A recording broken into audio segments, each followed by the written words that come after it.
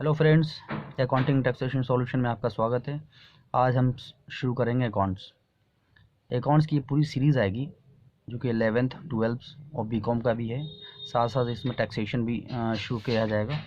तो जो प्लीज़ इसमें आप नए हैं वो प्लीज़ इसको सब्सक्राइब कर लें और वीडियो अच्छी लगे तो उसको शेयर करना ना भूलें। तो आज हम शुरू करते हैं अकाउंट्स। बेसिकली पहले हम इसमें सीखेंगे अकाउंट्स क्या है, इसके कैरेक्टरिस्टिक क्या हैं, साथ साथ इसके ब्रांचेस क्या हैं अकाउंट्स की, मीन्स कितने तरह के अकाउंट्स हैं और इसमें डिफरेंसेस क्या हैं अकाउंट्स और बुक कीपिंग में। बुक कीपिंग क्या है, अकाउंटिंग क्या है, इसके डिफरेंसेस भी हम इसमें पढ़ेंगे। साथ साथ अकाउंट्स की क्या ऑब्जेक्टिव क्या होती हैं अकाउंट्स के, ये ऑब्जेक्टिव्स भी हम देखेंगे। इसके साथ अकाउंटिंग इन्फॉर्मेशन क्या होती है, ये इन्फॉर्मेशन भी हम आज देखेंगे। तो अब हम शुरू करते हैं व्हाट इज़ अकाउंटिंग। तो इसमें सबसे पहले हम देखेंगे मीनिंग ऑफ अकाउंटिंग क्या है। Accounting is an art of recording, classifying, summarising in terms of money transaction and event of financial nature and interpreting the results thereof. मतलब ये हुआ अकाउंटिंग एक कला है। आर्ट मीन्स कला। अकाउंटिंग एक कला है। किस चीज़ का कला है? जो रिकॉर्ड करता है, क्लासीफाई करता है, समराई करता है, समरी बनाता है, समराइज करता है किसी भी ट्रांजैक्शन को जो मनी के टर्म्स में हो और उसके रिजल्ट को बताता है, इंटरप्रेटिंग द रिजल्ट्स। अब इसके बाद हम चलेंगे अकाउंटिंग के क्या एट्रीब्यूट्स, कैरेक्टरिस्टिक क्या है अकाउंटिंग का। हम बेसिकली बेसिक चीज़ों से चलेंगे। किसी भी स्टूडेंट को घबराने की ज़रूरत नहीं है, इसमें सारी चीज़ मैं आपको बताऊंगा A से Z तक अकाउंटिंग्स के बारे में, और साथ साथ इसका सॉल्यूशन भी कराऊंगा। तो अब पहले हम समझते हैं कैरेक्टरिस्टिक। कैरेक्टरिस्टिक क्या है? जैसे कि मैंने आपको बताया कि अकाउंटिंग क्या है, ये एक आर्ट है रिकॉर्ड करने का, क्लासीफाई करने का, समराइज़ करने का। उसी चीज़ से हम कैरेक्टरिस्टिक को पॉइंट आउट करते हैं, निकालते हैं। जैसे identification of financial transaction and event, किसी भी फाइनेंशियल ट्रांजेक्शन्स को और इवेंट को आइडेंटिफाई करना, ये पहला कैरेक्टरिस्टिक है इसका। दूसरा, आइडेंटिफाइड ट्रांजेक्शन को मीज़र करना, उसको मीज़र का मेज़रमेंट करना। तीसरा, रिकॉर्डिंग मीन्स रिकॉर्ड करना ट्रांजेक्शन को। चौथा, क्लासीफाई करना। पांचवा है समराइज करना, समराइजिंग करना। और छठा है एनालिसिस ऑफ इंटरप्रिटेशन, मीन्स किसी भी चीज़ को एनालिसिस करना और इसके बाद उस चीज़ को कम्युनिकेट करना। किसी भी चीज़ को कम्युनिकेट करना मीन्स हम पहले ट्रांजैक्शन को आइडेंटिफाई करेंगे, क्या ये ट्रांजैक्शन फाइनेंशियल नेचर का है या नहीं। फिर जब हमने उसे आइडेंटिफाई कर लिया तो फिर उसके बाद हम उस ट्रांजैक्शन को, उस फाइनेंशियल ट्रांजैक्शन इवेंट को मीज़र करेंगे, मीज़रमेंट करेंगे। जब हमने मीज़र कर लिया किसी ट्रांजैक्शन को, फिर उसके बाद हम उसे रिकॉर्ड करेंगे। रिकॉर्डिंग मीन्स हम उसको अपने बुक्स में सारी चीज़ों को मेंटेन करेंगे। उसके बाद जब हम सारी चीज़ें ट्रांजैक्शन को रिकॉर्ड कर लिया, उस ट्रांजैक्शंस में से हम क्लासीफाई करेंगे ट्रांजैक्शन को। जब ट्रांजैक्शन क्लासीफाई करते हैं तो उसके बाद उसमें से एक समरी क्रिएट करते हैं जिसे समराइजिंग कहा जाता है। जब समरी क्रिएट हो जाएगा फिर उस ट्रांजैक्शन को, उस समरी से हम उस ट्रांजैक्शन को एनालिसिस करेंगे और इंटरप्रेट करेंगे उस चीज़ को, और एट द लास्ट हम उसे ट्रांजैक्शन को कम्युनिकेट करेंगे, बताएंगे ये चीज़ें हैं इसमें। इसके बाद हम प्रोसेस ऑफ अकाउंटिंग के बारे में सीखते हैं। प्रोसेस ऑफ अकाउंटिंग क्या है? ये बेसिकली उस सीक्वेंस ऑफ अकाउंटिंग प्रोसीजर को कहा जाता है जो हमें ट्रांजैक्शन को रिकॉर्ड करने के लिए, क्लासीफाई करने के लिए और समराइज करने के लिए किया जाता है। उस चीज़ को हमें प्रोसेस ऑफ अकाउंटिंग कहते हैं। जैसे आपने पढ़ा कि व्हाट इज़ अकाउंट्स, अकाउंट में था कि an art of recording, classifying, summarising. तो उसी चीज़ को किस सीक्वेंस में हम रिकॉर्ड कर रहे हैं, उस सीक्वेंस ऑफ अकाउंटिंग प्रोसीजर को प्रोसेस ऑफ अकाउंटिंग कहा जाता है। प्रोसेस ऑफ अकाउंटिंग कहा जाता है। अब हम चलते हैं इसके बाद कि ब्रांचेज ऑफ अकाउंटिंग क्या है, मीन्स अकाउंट कितने तरह के हैं, ये ब्रांचेज हुए बेसिकली। तो इसमें एक फाइनेंशियल अकाउंटिंग होता है, एक कॉस्ट अकाउंटिंग होता है जो कॉस्ट के रिकॉर्ड को मेंटेन करता है, और तीसरा है मैनेजमेंट ऑफ अकाउंटिंग, जो मैनेजमेंट के रिकॉर्ड को मेंटेन करता है।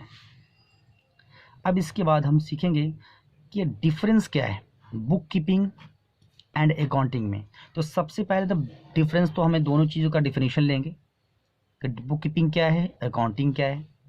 तो बुक कीपिंग बेसिकली क्या है, it is mainly concerned with the recording.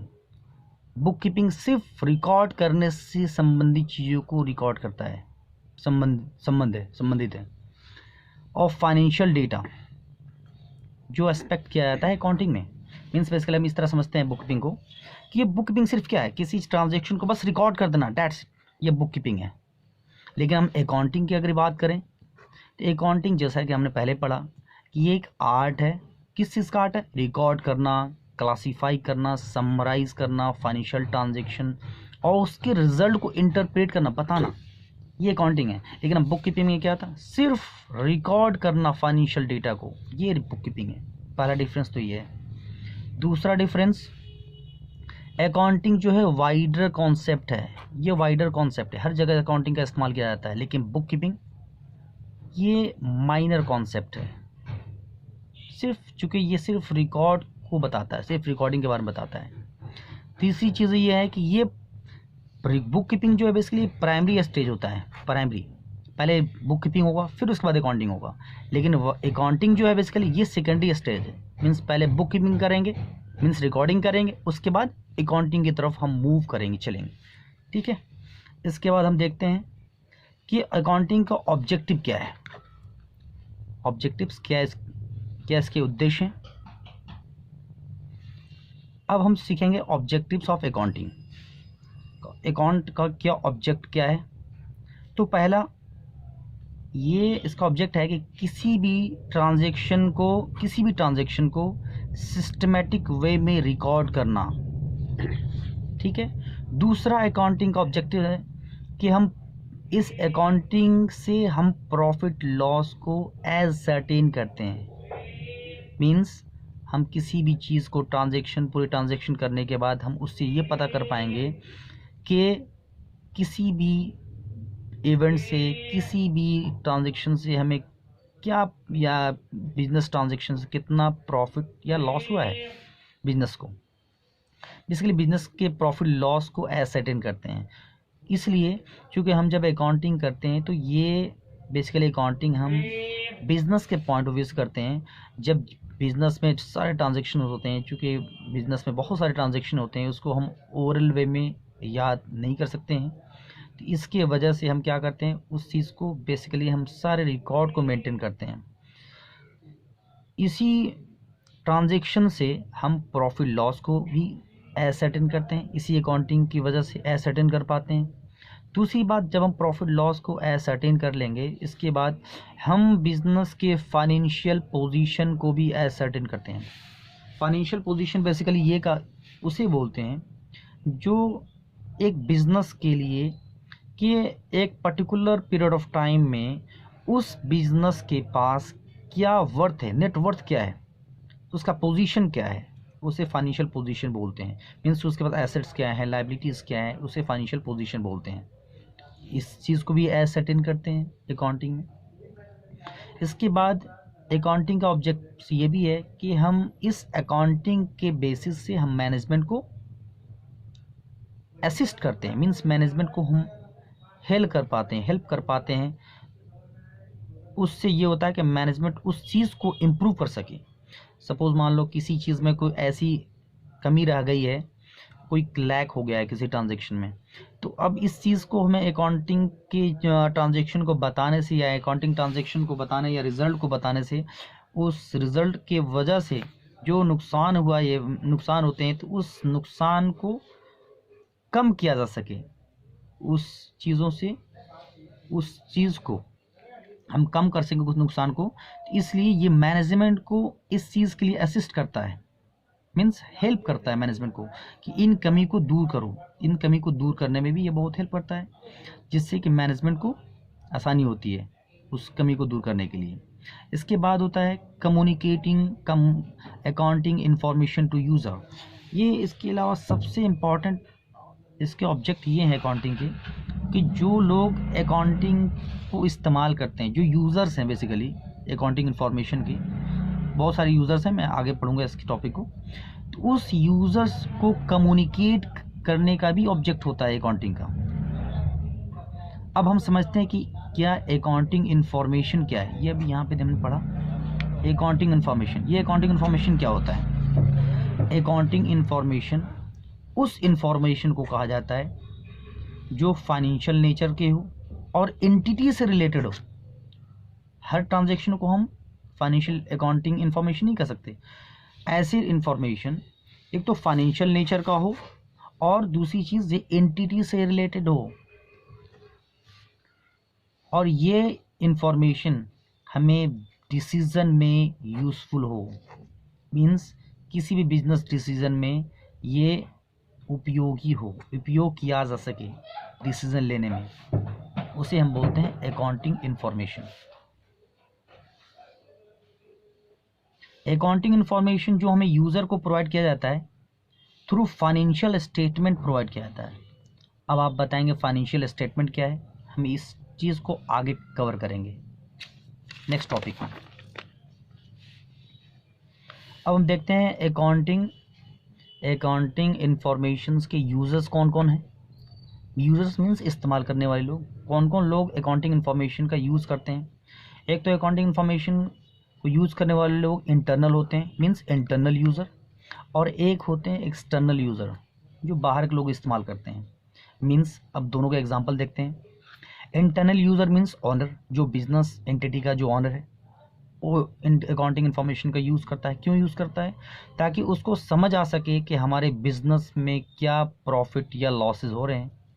दूसरा अकाउंटिंग इन्फॉर्मेशन का यूज़र्स ये है मैनेजमेंट। मैनेजमेंट को ये पता चल सके कि भाई जो उस बिजनेस में जो ट्रांजेक्शन्स हो रहे हैं, जो उसका रिजल्ट क्या हो रहा है, किस किस जगह पे हमें इम्प्रूव करने की ज़रूरत है, और कहाँ कहाँ पे मैनेजमेंट को ज़्यादा अच्छा करने की ज़रूरत है, जिससे कि बिजनेस ओवरऑल रिजल्ट पॉजिटिव हो, अच्छा हो सके। तीसरा users internal user, employee and workers. अब एम्प्लॉई और वर्कर को क्यों यूज़ करना है अकाउंटिंग इन्फॉर्मेशन? क्योंकि इसी के बेसिस पे इन्हें बोनस और कमीशन दिया जाता है। Bonus and commission. जितना ज़्यादा प्रॉफिट होगा उतना ज़्यादा बोनस या कमीशन एम्प्लॉई को दिया जाएगा। तो इसीलिए ये अकाउंटिंग इन्फॉर्मेशन का यूज़ इसलिए करते हैं क्योंकि इनको पता लग सके कि भाई बिजनेस में क्या प्रॉफिट या क्या लॉसेस हो रहे हैं, ताकि उनका बोनस कमीशन मिल सके। अब हम आते हैं एक्सटर्नल यूज़र की तरफ। एक्सटर्नल यूज़र कौन होगा? Bank and financial institution. क्यों बैंक को क्यों ज़रूरत है? इसलिए ज़रूरत है क्योंकि ये इसके बेसिस पे ही, इस फाइनेंशियल अकाउंटिंग इन्फॉर्मेशन के बेसिस पे ही बैंक आपको लोन प्रोवाइड करता है। दूसरी बात, इन्वेस्टर को। क्यों? इन्वेस्टर आपके बिजनेस में तभी इन्वेस्ट कर पाएगा जब उसे लगेगा कि ये बिजनेस से प्रॉफिट ज़्यादा मिलेगा हमें, इसकी वजह से वो आपके अकाउंटिंग इन्फॉर्मेशन को यूज़ करता है। तीसरी चीज़, क्रेडिटर इसलिए क्योंकि वो सामान आपको क्रेडिट पे देता है। क्रेडिट मीन्स उधार सामान बेचता है आपको, उधार सामान आपको देता है।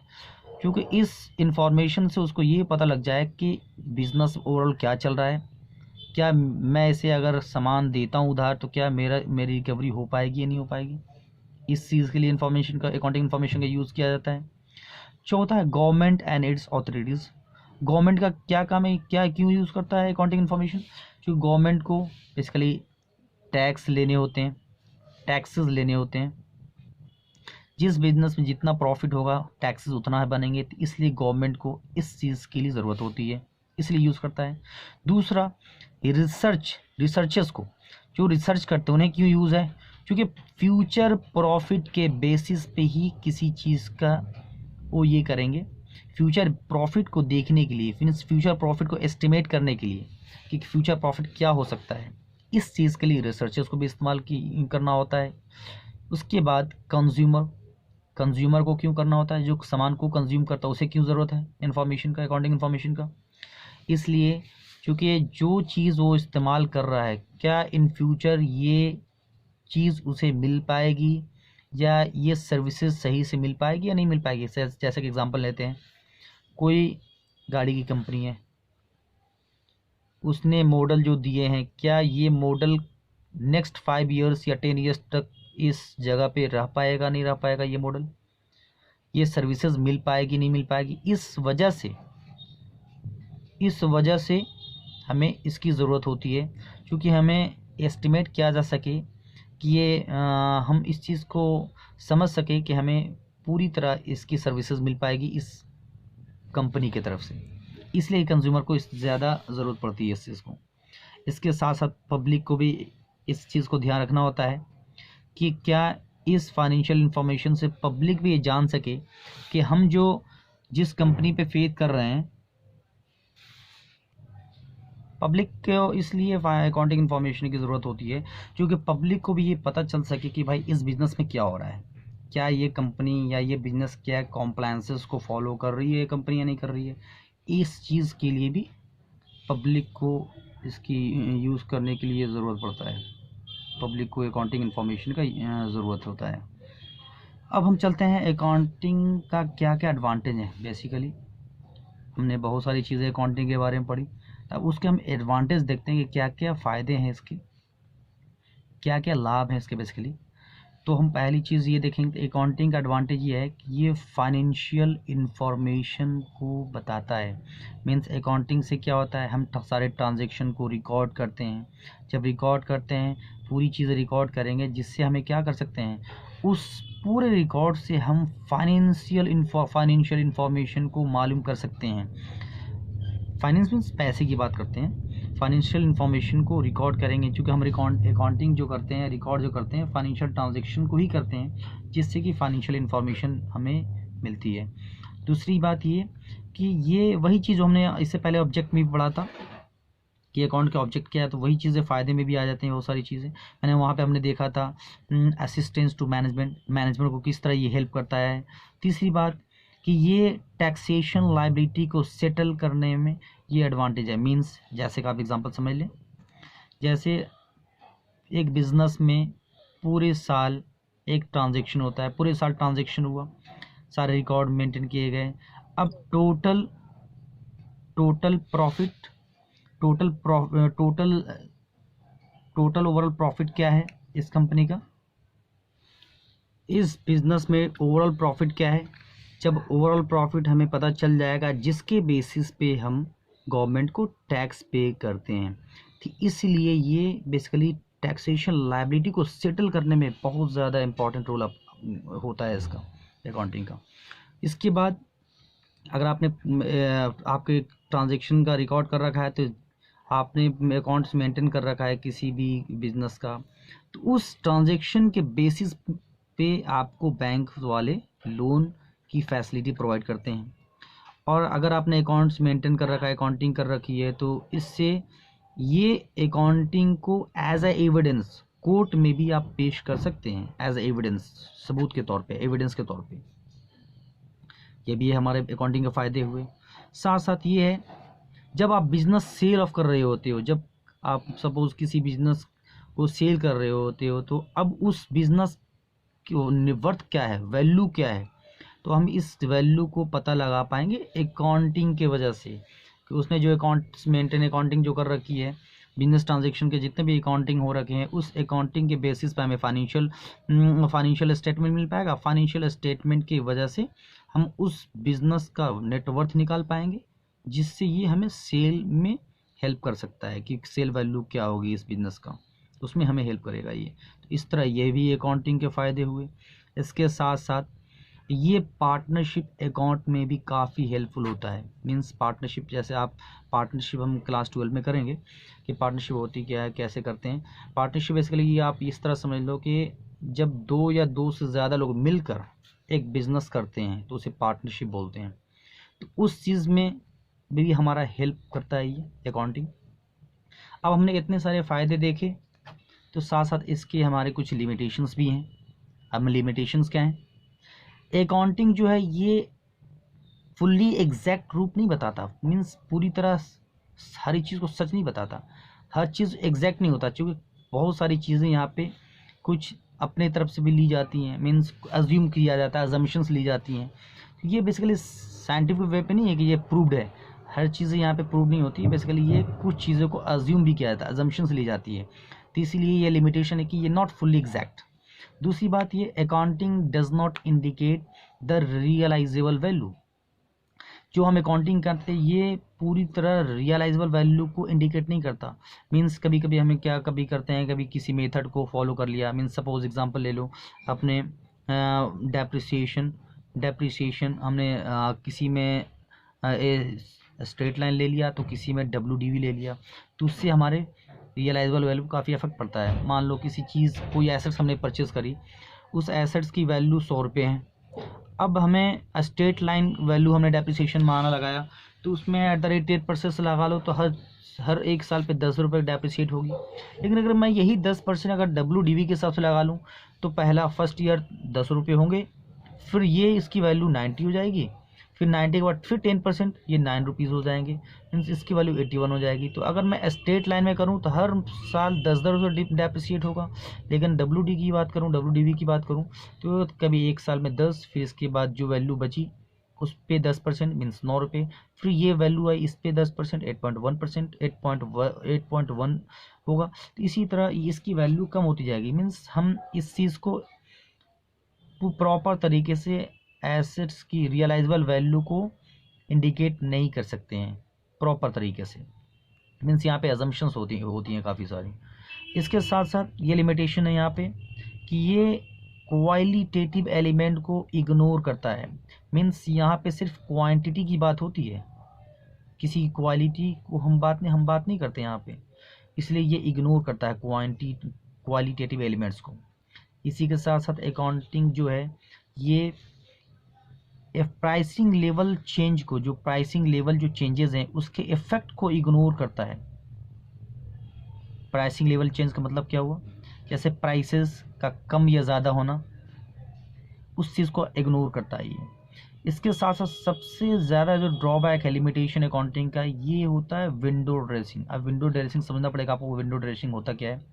जैसे मान लो किसी बिजनेस को लोन लेना है, तो वो करते क्या है कि बेसिकली अकाउंटिंग तो खुद ही मेंटेन कर रहे होते हैं, तो जहाँ पे उसकी वैल्यू ज़्यादा दिखानी है वहाँ पे कम दिखा दी।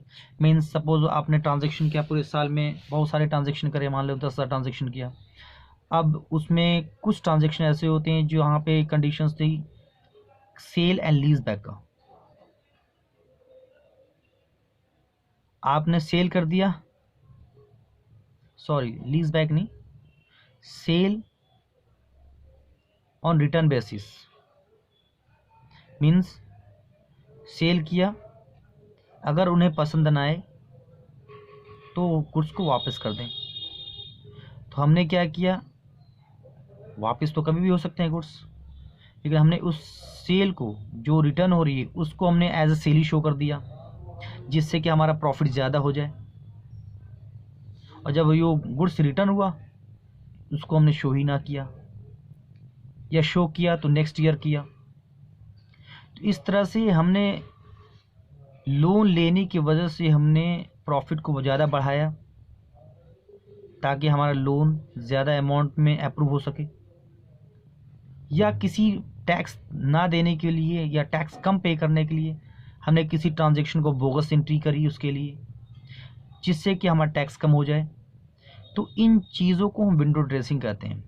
तो ये यहाँ पे अकाउंटिंग जो है इस चीज़ को बढ़ावा देता है, ये सबसे बड़ा लिमिटेशन अकाउंटिंग का है। तो हमने अब देखा इसके एडवांटेज, लिमिटेशंस। तो इस तरह ये पहला टॉपिक हमारा कंप्लीट हुआ अकाउंटिंग का। तो अब मैं आपको ये बताना चाहता हूँ कि ये सीरीज़ अकाउंटिंग का 11th 12th सारी चीज़ें कंप्लीट मैं कराऊंगा 11th 12th का।